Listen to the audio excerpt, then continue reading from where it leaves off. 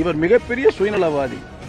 எந்த நேரத்தில் எந்த சூழ்நிலையிலும் தனக்கு ஒரு வாய்ப்பை உருவாக்கி கொள்ள வேண்டும் என்பதற்காகத்தான் ஒவ்வொரு நடவடிக்கையிலும் அவர் ஈடுபட்டுக் கொண்டிருக்கிறார்.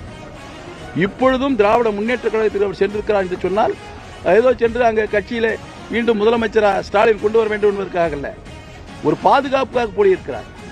இதைவிட ஒரு பாதுகாப்பு ஒரு வாய்ப்பு கிடைத்தால் திரு மு.க. ஸ்டாலின் அவர்களையும் அப்படியே இதே போன்ற ஏதோ ஒரு கருத்தை சொல்லி அங்கே இடத்தில் சென்று விடுவார். எங்கெங்கே சென்றிருக்கிறார் பாருங்கள்.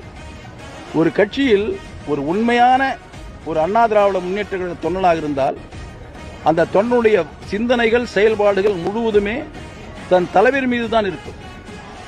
சட்டமன்றத்திலே என்னுடைய தந்தை முன்னாள் முதலமைச்சர் திரு கருணாநிதியினுடைய பாடல்களை கதைவசனங்களை கேட்டு கேட்டு அவர் பொட்டியிலே பாதுகாப்பாக பூட்டி வைத்திருக்கிறார் என்று சொன்னார்.